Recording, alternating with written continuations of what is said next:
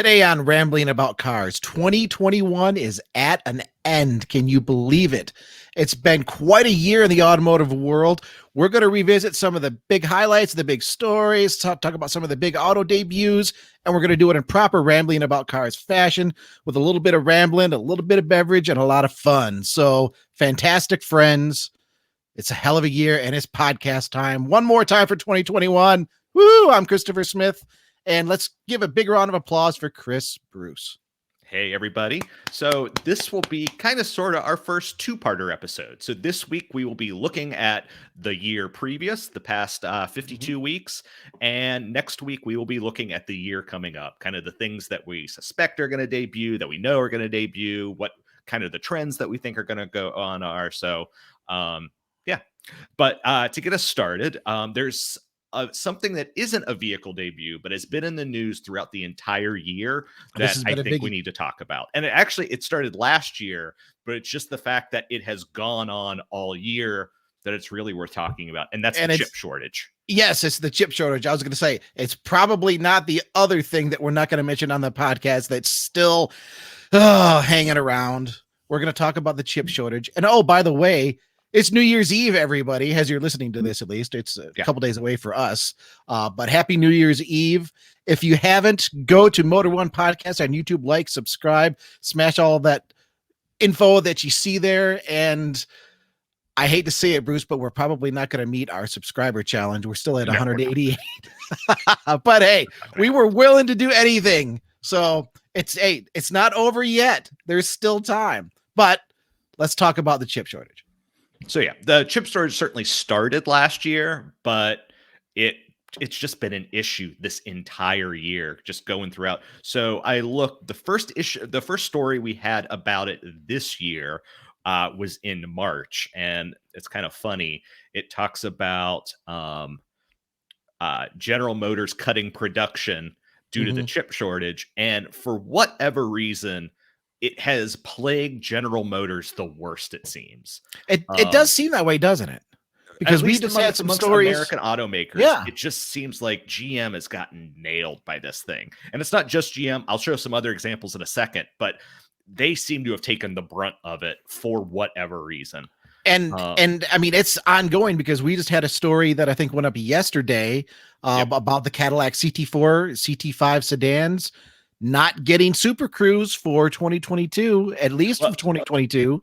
So I was because of the chip shortage story, and I got an update about that. Here it goes. So you cannot get Super Cruise on a 2022 CT4 or CT5 right now. I got a statement from a spokesperson though saying that it will be available hopefully within Q1 of 2022. So there's going to be the short window where you can't get it, but it is going to come back, but it's certainly not available now. Okay. Good call on getting the update on that, because the initial report that I saw, one of our competitors, this is why Motor One, this is why we try to work really hard to get some feedback from our automaker reps, because the initial report that I saw was that's it. They're dropping it for 2022 altogether. Hopefully it'll be back for 2023. So this actually sounds a lot better. So speaking of Cadillac, since we're on that topic though, the other thing that happened is earlier this year, they also had to drop Super Cruise from the Escalade. Yep.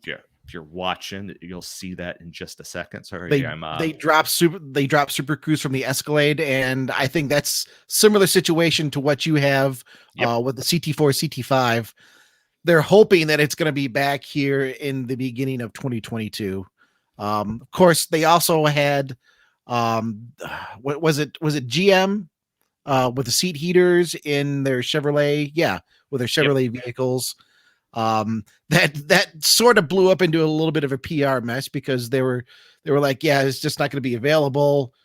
Too bad, so sad. So, okay, now there's going to be a $70,000 GMC Yukon SUV that you can't get heated seats on, but you can go to your $25,000 Kia and have it. And General Motors came back later on and said, we'll set this up so you can retrofit that. So, but I mean, it all comes down to the chip shortage. And I see you also have the limited availability for park assist on Cadillacs Yeah. because Again, of Cadillac chip had shortage. a rough year when it comes to the chip shortage, and this one it's not a full-on not available.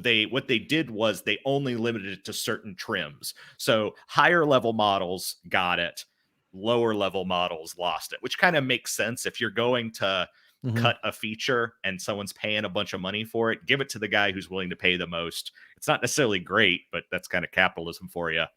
So they did that with the park assist feature. Yep. And just to show that it's not just Cadillac, I've got two good examples here. This is I'm pretty sure you wrote, and that is, and you wouldn't think chips, that's going to affect suspension, but Jeep Grand Cherokee L, they lost the Quadralift suspension system again because of the chip shortage. And that's a pretty big deal. I mean, when you're talking about something like a Jeep with their off-road capability, that's a pretty key feature that a lot of people want. And yeah, hey, cars these days, they're more technologically advanced than they've ever been. Chips, processors, there's such computer control. Yeah. Even something as basic as adjusting your adjustable suspension affected by the chips. Don't think this is just American automakers. No. Sorry.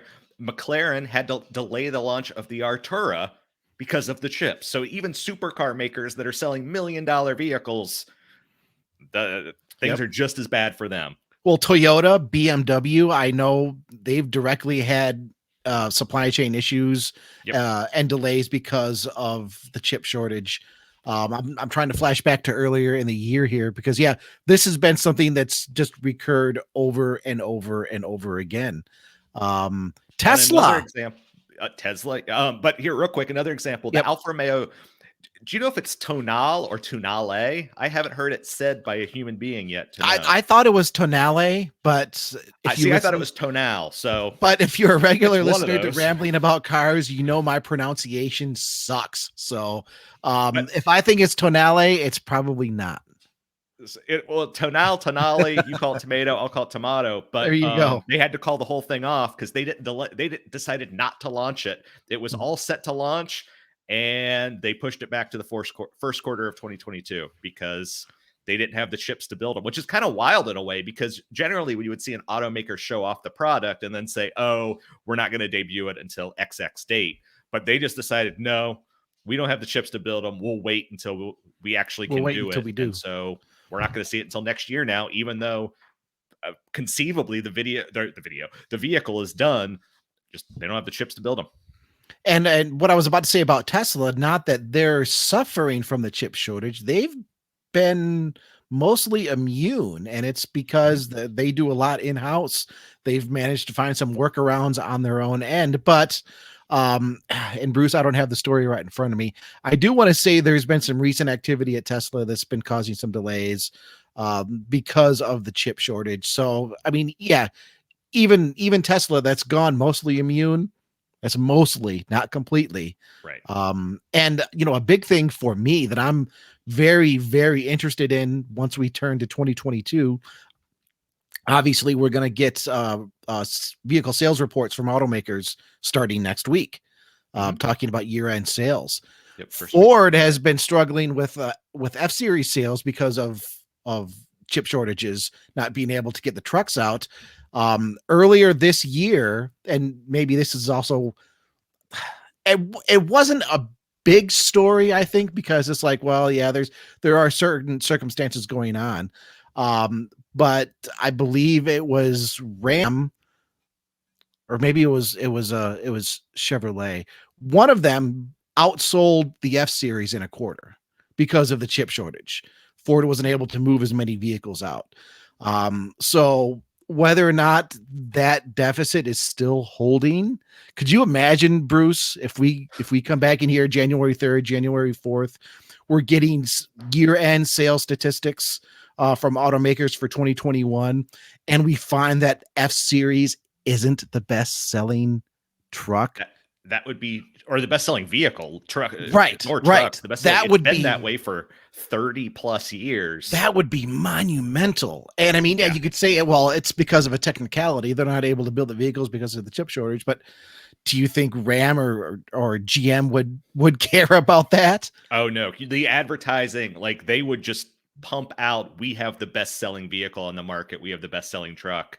It would be brutal. It would be like dethroned after 40, it's like 35, 40 some years. It's been that way forever. Best selling truck and then best selling vehicle later on. And yeah, I mean, midway through 2021, for one period, F-Series wasn't the best selling.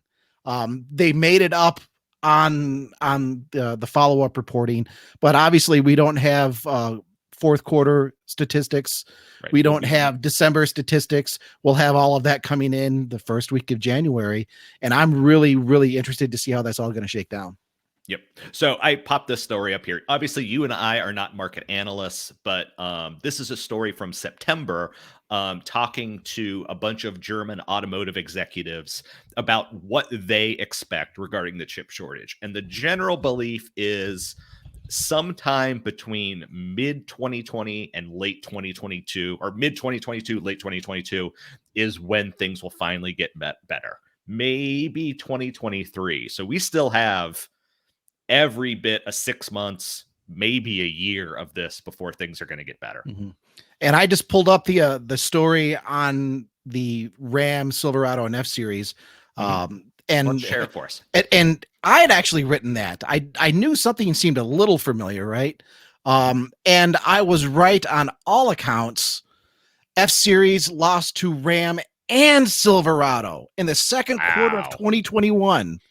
It wasn't a huge margin, and at that point, F-Series still had a year-to-date lead over Ram and Silverado. But yeah, the second quarter of 2021, F-Series was not the best-selling truck.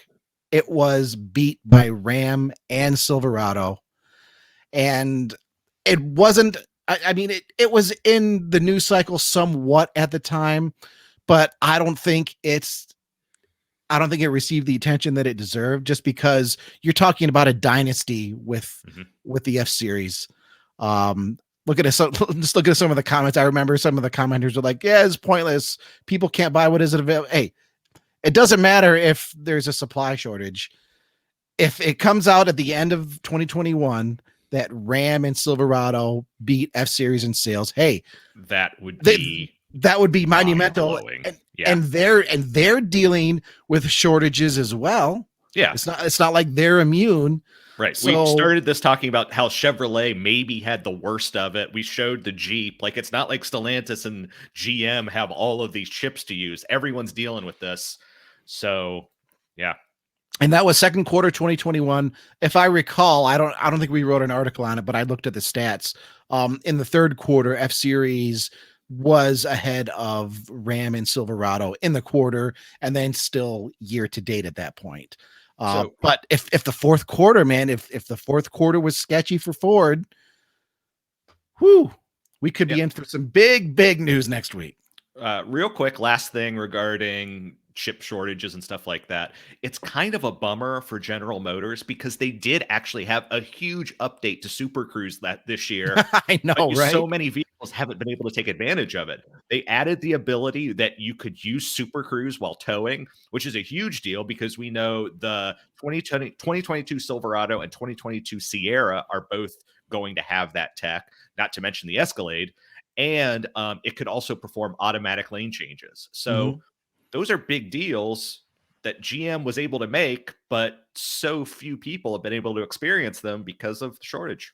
Yeah, and I mean, Super Cruise obviously is the General Motors equivalent to Tesla Autopilot, and there really hasn't been much competition in that arena. Of course, Ford now is going to have their Blue Cruise that was also announced this year, but yeah, what a tough time to be launching new tech and really trying to spread it out. And I mean, it's not really the fault of General Motors on this. It's not the fault of any of these companies. It is the way it is. It's the supply shortage.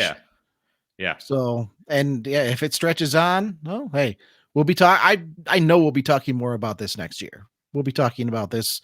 Oh, certainly. I bet to some degree go on the entire year. Hopefully, by mid 2022, we'll be in a position where, things are back to normal.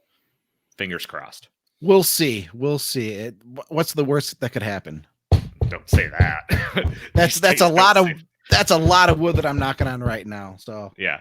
Well, speaking of Ford, we have some good things to say about Ford. And that is, at least in my opinion, and you can tell me if you disagree, Ford had an awesome year in terms of vehicle launches. I'm lumping the Bronco into this. Technically, it debuted in 2020, but the first ones got into customer hands in 2021. So we'll count that. You have the debut of the F-150 Lightning.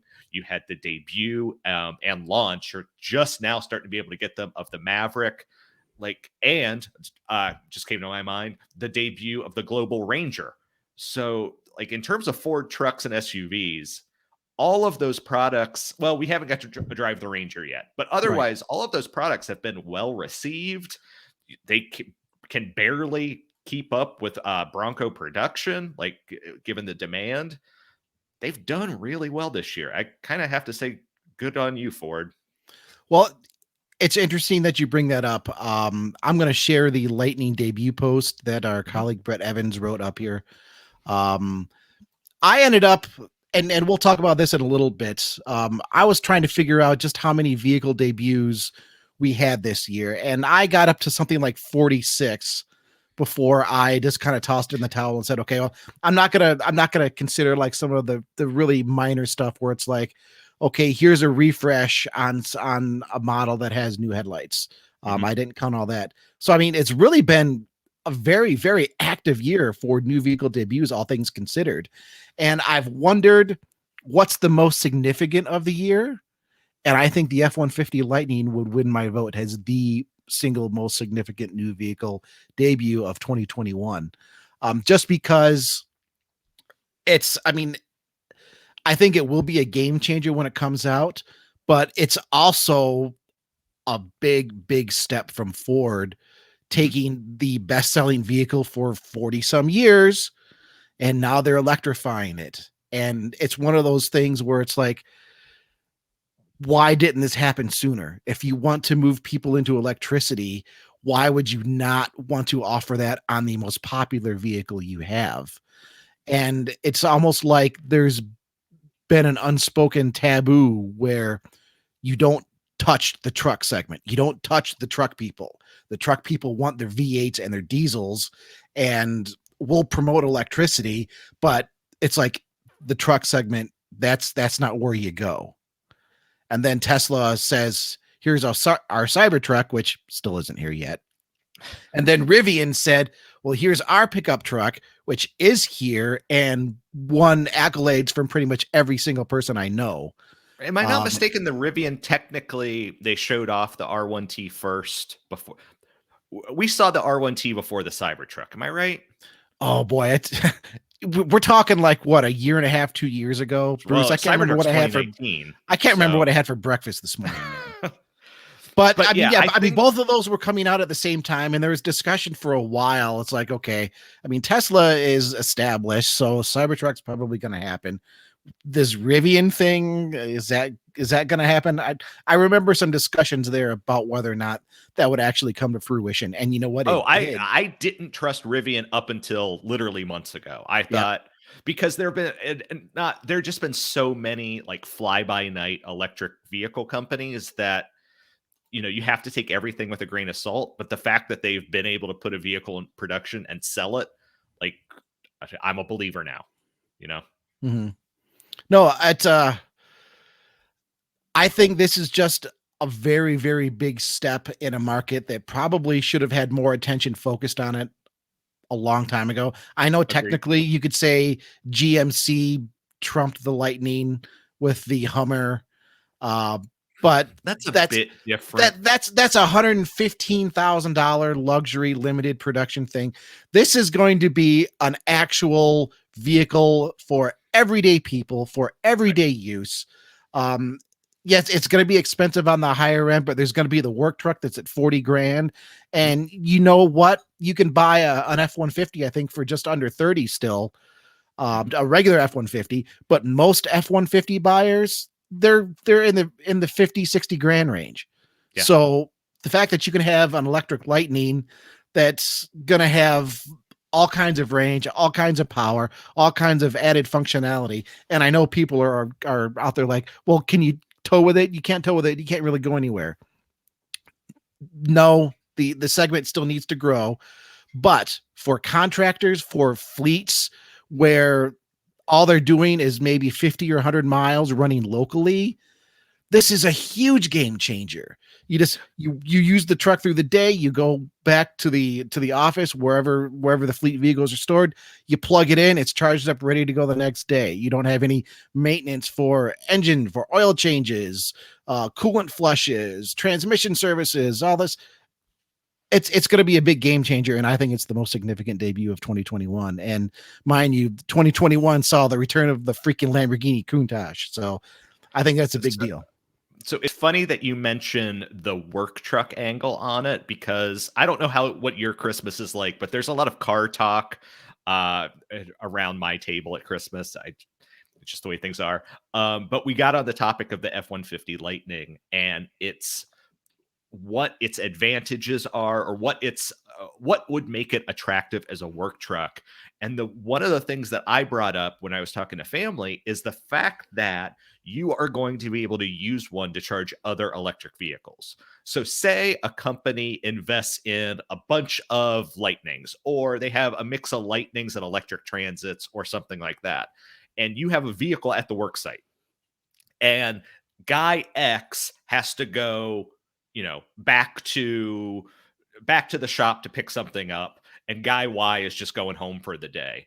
But guy Y only has to go 5 or 10 miles, and guy X has to go 40 or 50 miles. That means you can just plug in and charge the other vehicle without needing to stop to get gas, without needing anything like that. You just plug them in, you wait, whatever it is, how long that's going to be. You transfer the charge from one vehicle to another, and both people have no problem. Mm-hmm. And it's a really interesting, potentially useful idea in that realm. So yeah. Yeah, I'm with you there. I think from a work aspect, from a fleet aspect, electricity in full-size trucks, it's ready to go right now. That's not saying, okay, if we'll say a rancher in South Dakota, which I know a little something about that. There are a few of them out here. You're a rancher in South Dakota, and you need something that's pulling your horse trailer, and it might be 150 miles one way into the major town for supplies. No, electricity. Yeah. It's not ready for you yet, but it will be. I bet.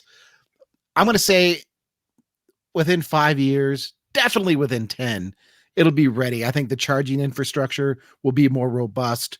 It'll be quicker. It'll be more convenient. Right now, yes, you can drive cross country. But if you are, say, in your Model S, I mean, you have to plan a very specific route, right, making sure you hit the superchargers along the way. If you want to deviate and say there's a nicer drive that runs, a little bit further south, but there are no superchargers. Okay, well, now you're kind of tied to a very specific route. It's just not quite ready for prime time, but boy, I think it's close. And maybe that's a good segue, Bruce, to talk about just some of the electric debuts that have been going on this year, with all the vehicles we've seen. Okay. What do you think? There's something else I want to talk about, but okay. Well, I'm a good improver, so I'm going to say yes and we'll talk about EVs. Okay, let's improv. So I think one of the bigger pieces of news that has kind of come out in the latter half of the year is Toyota going all in on EVs. And so we covered this. We kind of dedicated a whole segment of an episode to it. Is their Toyota and Lexus's 15 electric vehicle concepts. And concepts are one thing. Like, I am still dubious that some of these vehicles are ever going to see production. We saw Lexus had 2 electric wagons. If if Lexus makes 1 electric wagon, I'll be shocked. And I don't think 2 are going to happen. That sports car, I'm kind of iffy on. I just don't know if certainly if they made it affordable, but the sports car market is so small, and they're clearly investing so much that they're going to want to maximize on that investment. that I don't know about that. The Land Cruiser one I think will get made and looks cool as hell. Yep. But the other part of that is that there are 3 vehicles coming from them that we absolutely know that are coming because they're showing them off. We've seen interior, exterior, etc. And so that is your favorite name to say, the Toyota BZ4X, which we're looking at here. That's going on sale next year with an estimated range of up to 250 miles and 215 horsepower from that. Also, the same vehicle, other than the nose, essentially, you'll get the Subaru Solterra, which will only be available with all-wheel drive. And it will be able to go 220 miles with that all-wheel drive system. 2 vehicles look basically alike because they share a whole lot of parts. And then there is the Lexus Rz-450e, which doesn't actually look like the other 2. You can see the footprint is very similar if you look at the proportions. Very similar proportions, but it doesn't look like it shares any body panels with the other ones, unless maybe I'm missing something. But these are all vehicles that are coming out next year, and Toyota just pushed their chips onto the table, went all in, and they're making EVs. Let me ask you a question. Yeah. And I'm curious to hear this. Do you think Toyota planned all this time? We're just we'll idle along here with fully electric vehicles, and then we'll just have this massive deluge of concepts and ideas come all at once?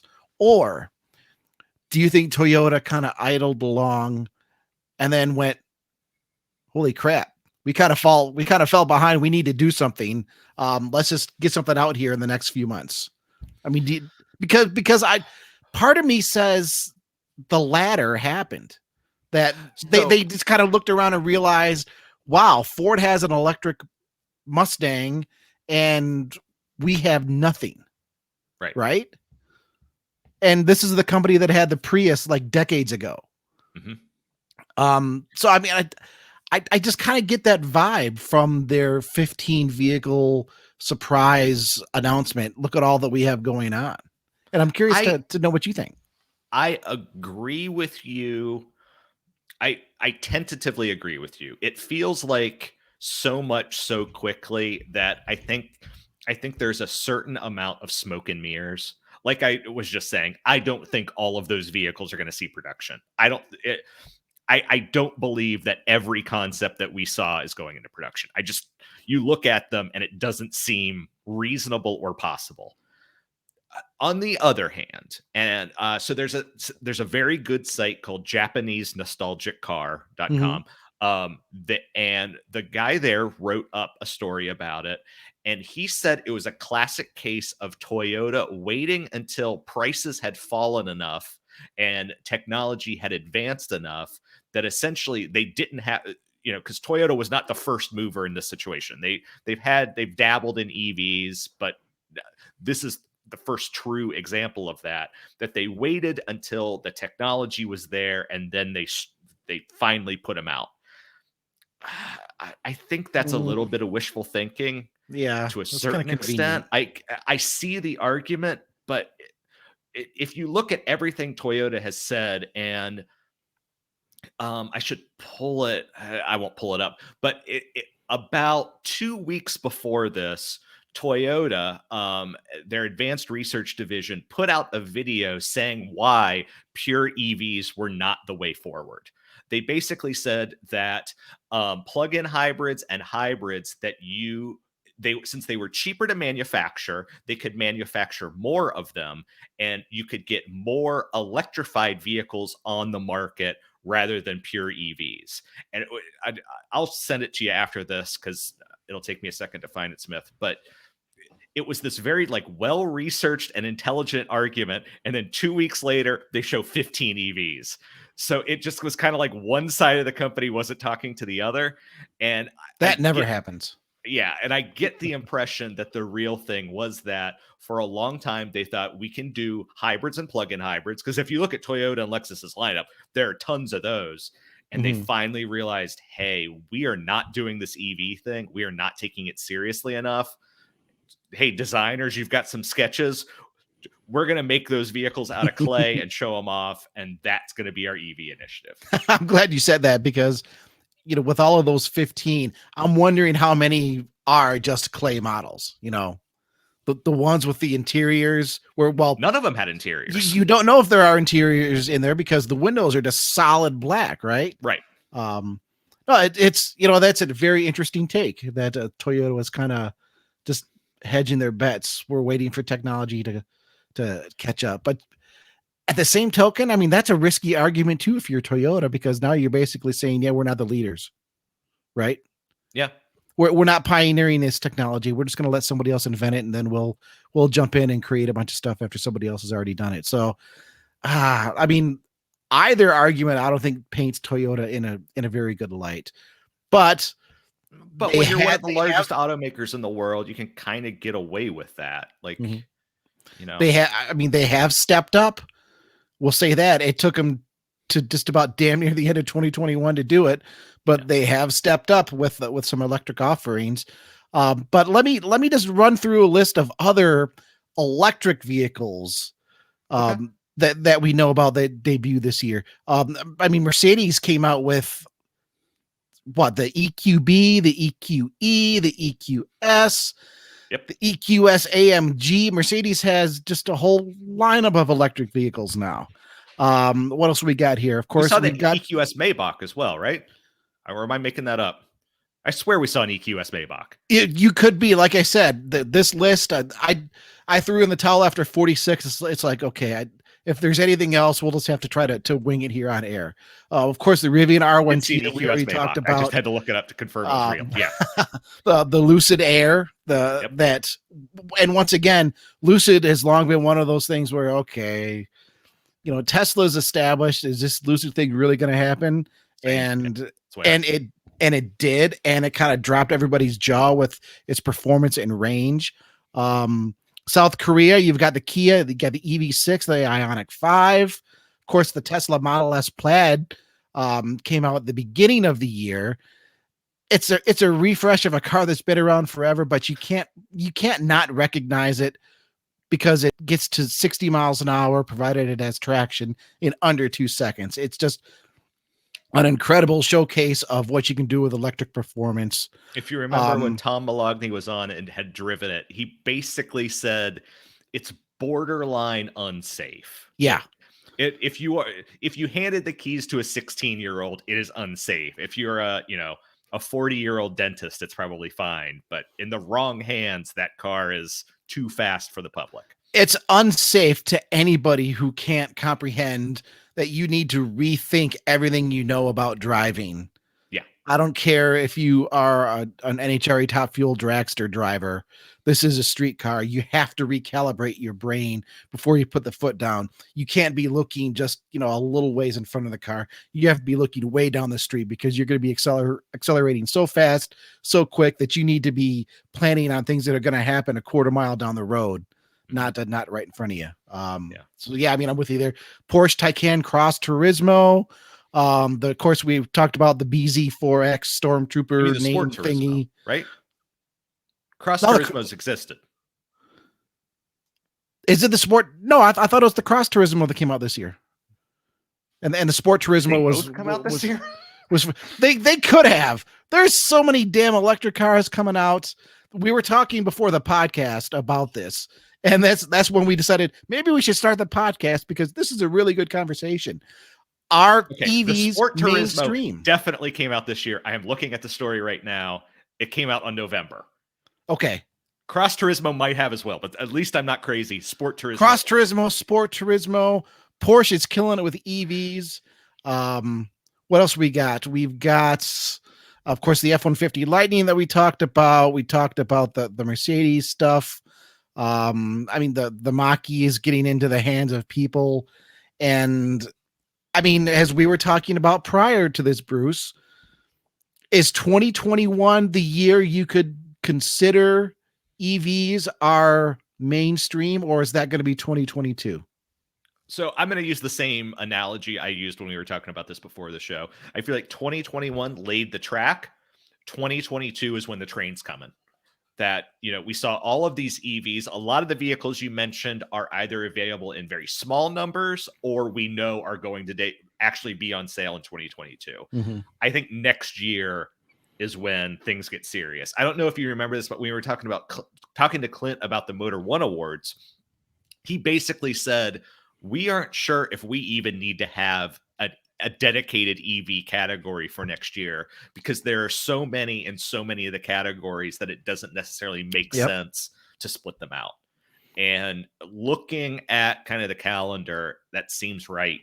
Like, we've seen what's coming. We can see what's coming. I don't think it's quite this year, but I think next year is the year EVs are just mainstream. I mean, it could be. I guess I'm on the fence. We've seen so many debuts happen this year. I think whether or not they actually are mainstream, I think it has people's minds shifted in that direction where it's commonplace now. Oh, you have an electric car. How neat. Well, now everybody can have an electric car and they're not even that expensive anymore. Yeah. And at the very least, the mindset has shifted where if they're not mainstream, it's not a big deal when you come across one. And of course, I mean, we know there's a bunch of stuff coming next year. I mean, we'll be talking about that in part 2 of the episode next week. Yeah. But I mean, the big thing I think right off the bat will be the Silverado EV that we know is coming. That's going to debut next month. I'm very, very interested to see what that's going to be like, because now you're talking about 2 of America's best-selling vehicles electrified. Yeah. And you can kind of say 3 because we know an electric Sierra is coming. So right. Although Silverado Sierra have kind of always been close siblings, but so it makes sense. Well, with that EV tangent, Bruce, do you recall what you were going to say before I derailed us? I do. Yeah. So you were talking about the F-150 Lightning as what you thought might have been the most important debut of the year. I want to talk about my most important debut of the year. It is not an electric vehicle. It is a Ford. I think the Ford Maverick could be the most important vehicle debut of the year, with parentheses, the Hyundai Santa Cruz in there as well. I think the return of the small truck market to the United States next year, once availability is actually there. I haven't seen either one of them on the road, but I was talking with my parents. My dad had seen a Santa Cruz on the road. I've seen a Maverick at a dealership. So they're just kind of trickling in now. Next year is when there'll actually be availability. I think those 2 vehicles are going to be huge. Maybe I'm wrong, but I think there is a demand for a small truck for a lot of people, especially if you live in if you're a younger person maybe and live in a college town like I do. I expect to see a lot of these. Or if you live in kind of a suburban urban environment where having an F-150 doesn't really make sense because you're not going to use that capability a lot, but having a Maverick with a hybrid powertrain does. I think these things are going to be killer. Yeah, well, I mean, if you're not really towing anything, right? Yeah. You're not really towing anything, which, sorry, but that includes quite a few full-size truck owners that might be listening. If you're not towing anything, having the larger vehicle with the bigger engine just doesn't make any sense.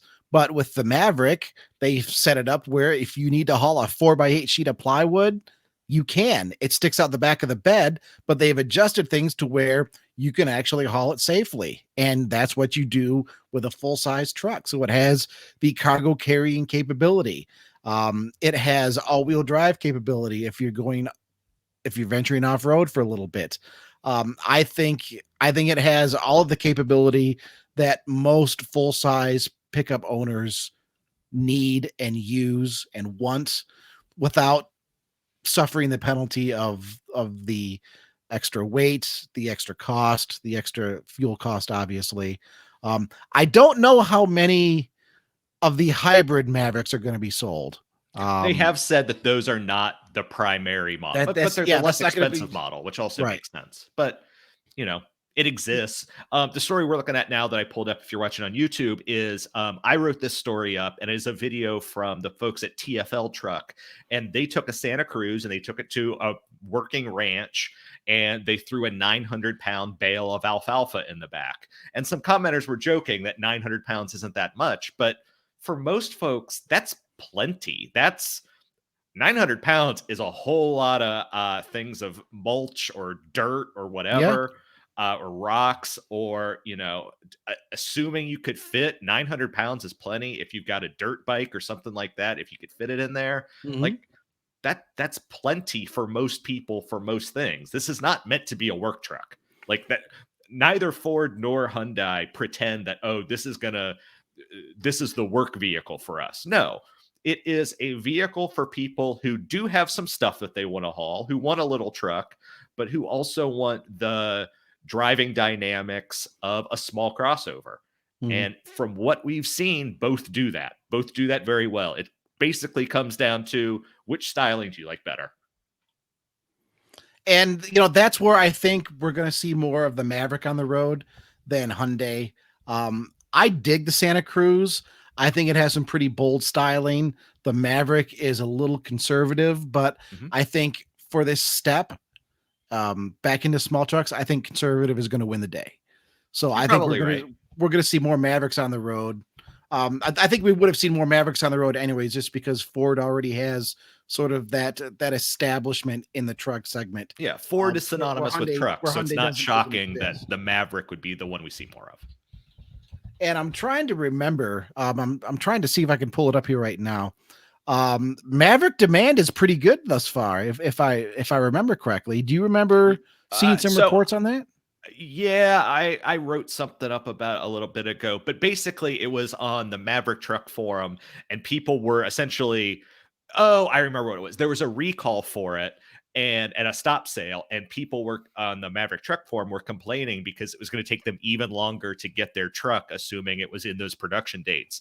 Because, there are people who have put down deposits, started financing a truck, and they're just waiting for it to show up at the dealer, and they can't wait to have it. So, oh, that's what I was thinking of. This was back in August when I wrote this. It's talking about reservations, which doesn't translate to sales. Let me get a share up here. Ford Maverick hits 100,000 reservations, and that was in August, so that wasn't too terribly long after it debuted. And yes, reservations aren't sales. But if you follow what's been happening with Lightning, if you follow what's been happening with Bronco, Ford has had very good luck of converting most of its reservations for sales. So the fact that we're seeing this kind of response on the Maverick, Bruce, I think you make a very, very good point that I cannot tear down one tiny bit. Maverick, with the return of the small truck, it could revitalize a segment that everybody thought was dead. Yeah, I think if Maverick and Santa Cruz end up selling well next year, once, like we said, availability is actually there, I would not be shocked whether we don't see other automakers getting into this. Toyota obviously has a legacy in small trucks. Dodge has Ram has their little trucks that they sell in Mexico that, as a stopgap measure could work. Nissan obviously has a history in mini trucks and small trucks. Like, there are these brands out there that it's not that hard to believe that they could take one of their crossovers and put a little pickup bed on it and offer it without a whole lot of extra engineering being necessary. So yeah, I think 2022 will be kind of the bellwether. We'll see whether it's popular. And if they turn out to be as popular as I think they'll be, 23, 24, 25 is when we'll see even more vehicles in that market. Right. These other automakers, they're watching Ford and Hyundai very, very closely. Definitely. Because it's one thing to get a really good initial reaction and even an initial slot of orders. If you can sustain that, though, I think that's more indicative of just whether or not there truly is a market here for a vehicle like that. And yeah, that's going to take a couple years to get sorted out. But I mean, regular listeners know I'm not a huge truck fan, but I am into the Maverick and I'm into the Lightning too. Ford, it's definitely been Ford's year for trucks. Ram, Silverado, GMC, even with the GMC Hummer, sorry guys, you just you can't do it. Toyota with the new Tundra, Ford got you beat this year. Mm-hmm. So what else? What other big news items do we want to cover? I mean, there have been so many. There are so a few many quick debuts. hits I kind of that I had in mind. These are much shorter ones. I think the new Nissan Z, I'm still on the fence about whether or not I like it, if I'm being honest. But I do think it's nice that Nissan finally has a relatively affordable sports car to replace the 370Z after, is it 11 or 12 years, something like that? Like they let it wither on the vine. Yeah. And to Nissan's credit, they could have let it wither on the vine and then die, and they didn't. And there's been some criticism in that, okay, it's really still a 370Z underneath, but they've revamped the body. Hey, you know what? The 370Z platform, I mean, it was always a fun to drive car. It's just the styling had become dated. The interior had become dated. The power wasn't quite up to snuff with some of its competitors. And now I love the new Z. I think that front grille is still just a little large. I know they're trying to go retro on that style with just having just the big square or rectangular opening. I think it might be a little large, but I haven't seen one in person yet. And I'm told that when you see it in person, it actually looks a lot better. So yeah, if you're watching on YouTube, this image we're looking at now, I think it is its best angle. It's not quite 3/4. It's not quite full side on. You can still see a little bit of the grill, but you can really see that roof line. And it really does look kind of retro modern. I think it's an attractive vehicle, especially from some angles. It's just kind of a bummer that it seems to be a bit of a parts bin special, that, you know, it's got the platform from the existing 370Z. It's got an engine that's been in infinities. I wonder about that, but it from certain angles, it looks really good. But that's all I got to say about that. Do you have anything else, any other hot news from the last year you wanted to show us?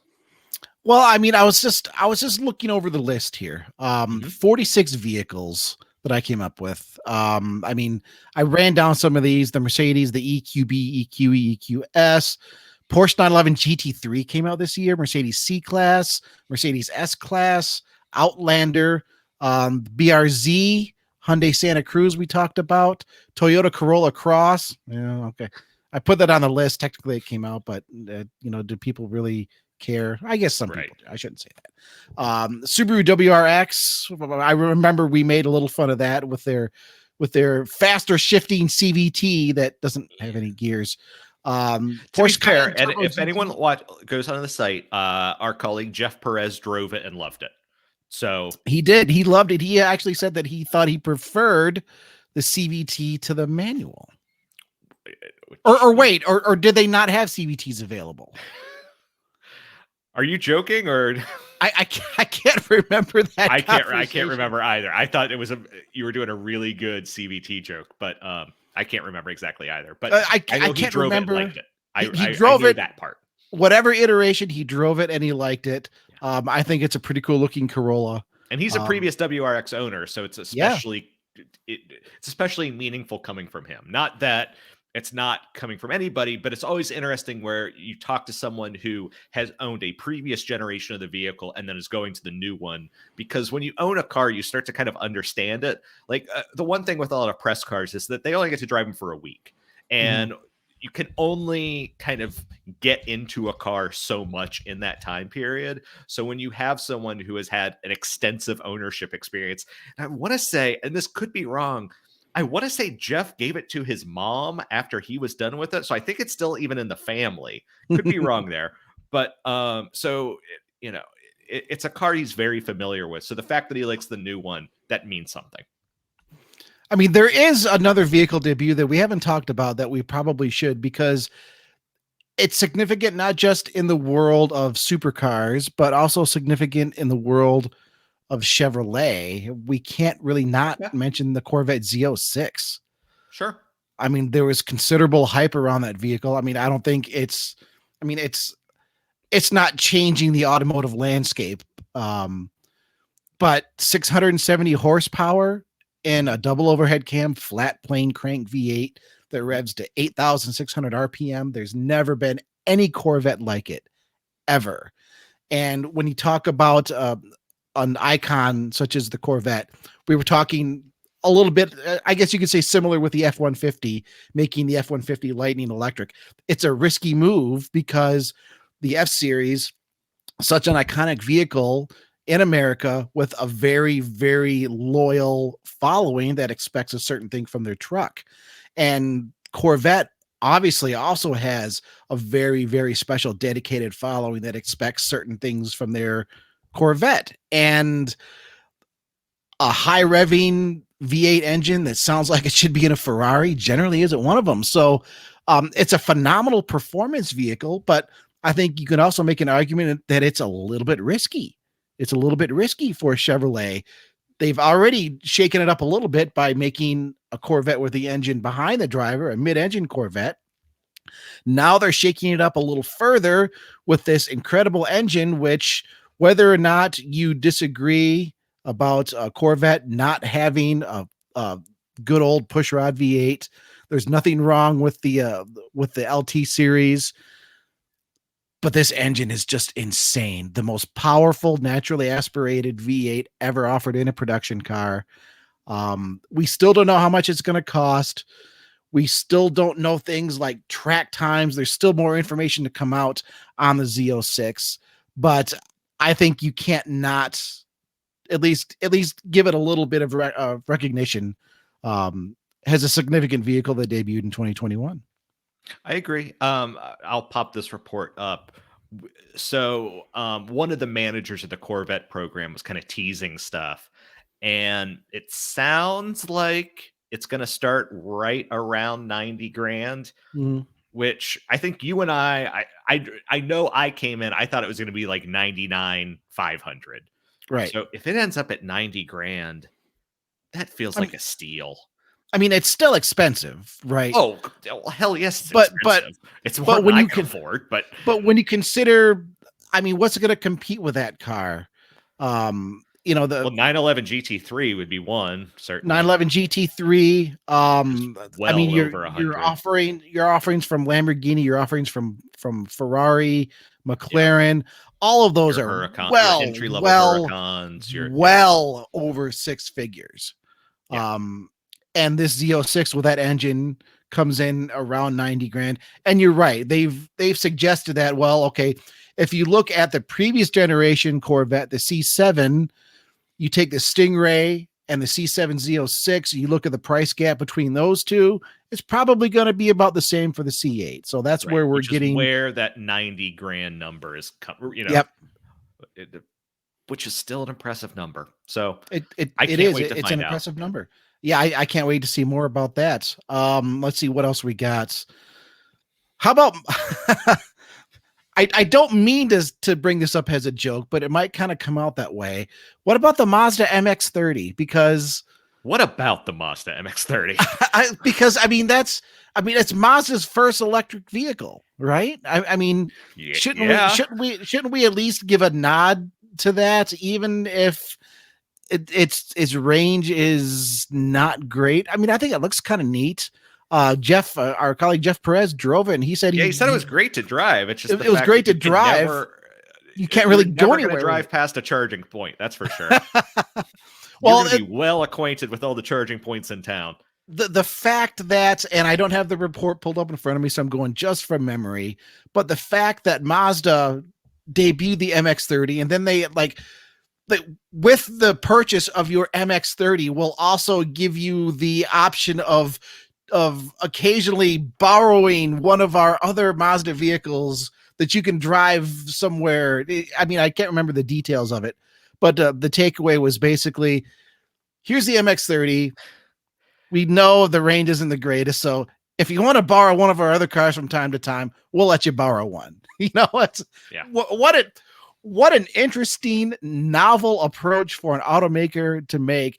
And you know what? I kind of salute you, Mazda, on that. That was a very interesting thing that you did. I don't know that it's going to help MX-30 sales at all, but hey, we'll see what it's all about.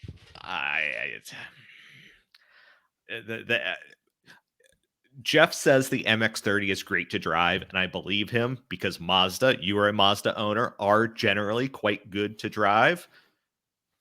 But I can't see anything but this vehicle being a complete flop. Yeah, it's you know what? We'll see how it stands the test of time. But with limited range, yeah, that's going to be a little worrisome. And how about the Cayman Gt4 Rs? We were raving about that. What a phenomenal! I'd love to have one. I wish I could. What a phenomenal performance car that's going to be. Yeah. And of course, I mentioned the Lamborghini Countach. I'll do another shout out for the Lamborghini Countach just because I think it was an extraordinarily gutsy move for Lamborghini to do this. They've never resurrected a name in the past. Mm-hmm. And I know there have been people criticizing it. Well, it's just a warmed up Aventador with different body panels on it. And it's like, well, yeah, of course it is. I mean, the Aventador is a pretty decent platform. Do you think they were going to invest that much money to create something all completely new and different? But the fact that they incorporated so many different styling cues, they could have just done the obvious thing, right? They could have just done the obvious thing and added a big wing to the back and just edged it up a little bit more and said, hey, look, here's a Countach. But I mean, I feel like they legitimately tried to do the name justice. Mm-hmm. I feel like they legitimately tried, keeping in mind that when the original Countach debuted in the early 70s, laws governing vehicle construction and what you can and can't do with a car are completely different now. Yeah. I think it's a good homage to the original. And I agree. I still kind of wish it had pop-up headlights. I understand why it doesn't. I understand why. Still kind of wish it did. I mean, on YouTube right now, we're looking at some photos. We're looking at the original prototype next to the new one. And I love how they have the gills there from the prototype even. Yep. A lot of Countach people don't even know about that. I mean, they know that their idea of Countach is, okay, the scissor doors, obviously, the massive wheels and tires, well, massively wide tires. I guess the wheels themselves were that huge. The big bold fenders, the big wing on the back. I think it's pretty gutsy that Lamborghini didn't include the big wing on the back. I think they should have, though. I think that big wing on the back is such an iconic part of the Countach.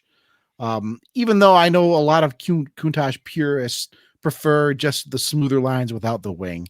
I think Lamborghini messed up a little bit by not including the wing on it, but bravo. Another gutsy move. We've seen some gutsy moves from automakers in 2021, haven't we, Bruce?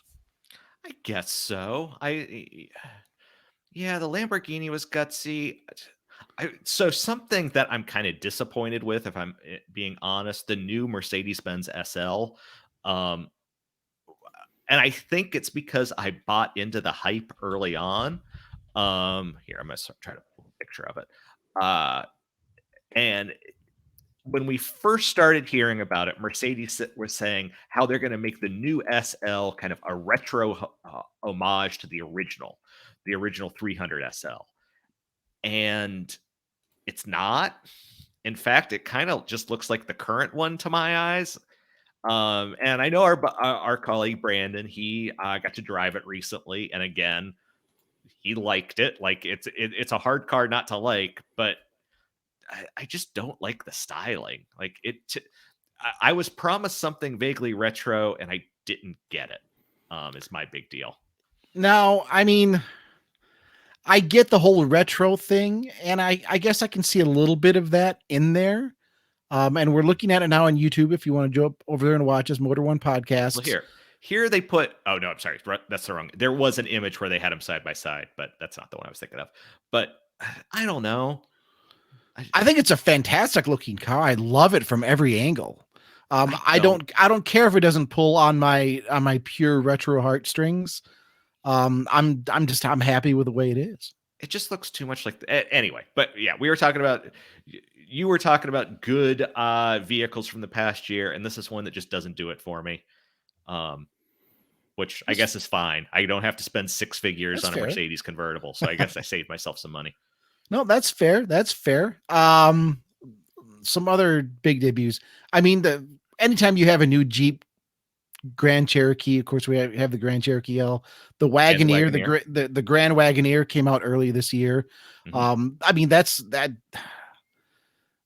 one of those, why didn't this come out years ago? You know, things, right? Because you had, I mean, how long have we had the Cadillac Escalade out, proving that, you know what, people are willing to pay high 5, low 6 figures for just a big, bold, cushy SUV with 7-passenger capability. And you have the Lincoln Navigator that's kind of been sitting there in the background saying, yeah, we kind of know this too. And it's like, why didn't Jeep have their Grand Wagoneer years ago? Yeah, I think there's a fair argument for that. The new one is out. Do you think they're going to shoot themselves in the foot by offering the Grand Cherokee L? No, I think it'll be a niche vehicle. I don't think, it's going to be the volume leader, but I think there are a certain number of people that are going to kind of want that in-between vehicle. And that's what the Grand Cherokee L does. Just my personal opinion. I don't think they shot them in their foot though, because I think there'll probably be enough people to buy them to justify the investment. I don't think it's going to be super common just because you have Grand Cherokee L, Grand Wagoneer. If you wanted more stuff, more luxury, you're going to go Grand Wagoneer. If you just want a lot of that luxury, you're going to go Grand Cherokee. And if you want something in the middle, the L's there. So no, I don't think it's going to be the volume leader though, but just my opinion. No, I think you're probably right there. That's about all I've got, folks. Bruce, is there anything else burning in your brain as far as vehicles, just automotive news in general? I mean we are literally at the very end of 2021 here. I feel like the last one, and it's a vehicle that you and I have dumped on, but I do think it's nice in a certain way, and that is the return of the Acura Integra. It's nice to see that name come back. We've engaged with commenters about this, and a lot of them are a bit more positive on the Integra than I am.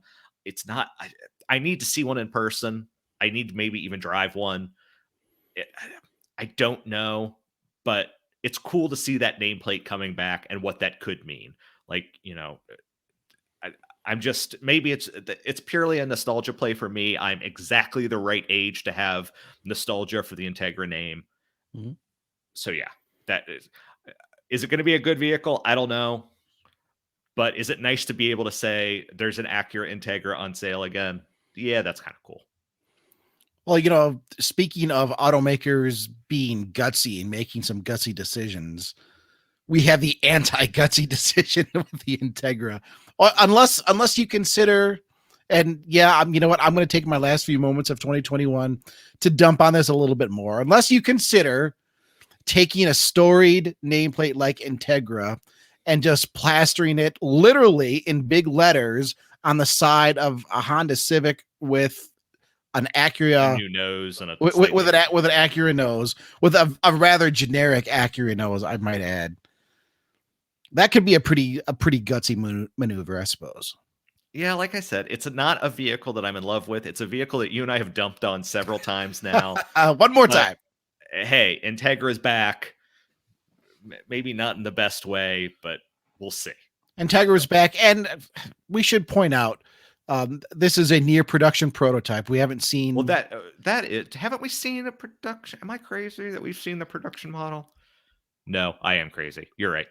Yeah, this is Acura has said this is like 90% of the production model, so it's gonna have that nose. It's not gonna say Integra in big letters on the side. It's probably not gonna have as an option. I'll betcha. I bet that is who's gonna take that as an option? Like literally Integra going down the entire side of the car. Porsche people do it all the time. You're comparing Porsche to a Honda Civic. You're right. Not that there's anything wrong with a Honda Civic. No, there's not. You're right. I'm just Hey, saying, hey, maybe I it bet will that'll maybe be it a will. factory accessory. I bet at a dealer, It could you will be. be able to buy that decal. It could be, but this is going to come out next year in production form. Maybe something will change a little bit between now and then. And hey, once we see it in person and have a chance to drive it, maybe that'll change at least my mind as well. My mind is always open when it comes to vehicles, except the Pontiac Grand Am. Those just need to die. Yeah, All of those them, were everywhere when I all was of in them, high school. all of them on the road. Just step away. There's so many better things you can do with your life. Are there still a And lot in South Dakota? Around here, they've all kind of returned to the earth. oh, they're still around. They're still Okay, I haven't around. seen one in ages around here. They're like gremlins. You feed them after midnight, and it's just like all of a sudden they multiply, and they don't hurt you, but they're just annoying. Fair enough. But yeah, I think that's our show. It's a little bit shorter than usual, but Just a little that's bit. kind of that's fine. We hope you're having a very good New Year's Eve. If you're listening to us on that Friday, or it's New Year's Day and you're nursing your hangover and you're having yourself some sauerkraut and sausage, or I don't know. That's what we always ate in my family: sauerkraut and sausage on New Year's Day. I know stinky foods in a lot of cultures. It's supposed to get the bad spirits out. My mother-in-law, she goes outside and bangs a pan. That's supposed to get the bad spirits away. Cabbage and beans around here. So cabbage. Okay. So what does that mean? That means proper coney dogs. I'm making chili on New Year's Eve, and then Cool. New Year's Day we'll have some nice coney dogs with chili, cheese, onion, and coleslaw to get the cabbage in there. Yes, you put coleslaw on a proper coney dog. I'll die on that hill. Fair enough. So yeah, so whatever stinky foods you're eating, whether it's cabbage, sauerkraut, or you're outside banging pans, hopefully you're having a good day. As always, good afternoon, good evening, or good night. We appreciate all of our listeners. I know, so we look at the analytics. I know not a lot of people watched our Christmas Eve episode, but it'll stay there.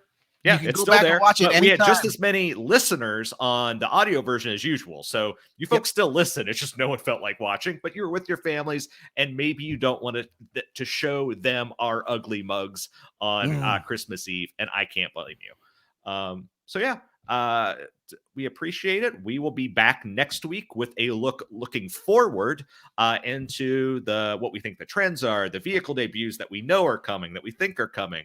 So it'll be a fun show. It'll be a great show. It'll be our official anniversary show because Rambling About Cars started the first week of January 2021. So we hope you join us for that anniversary episode. We can't wait to see you.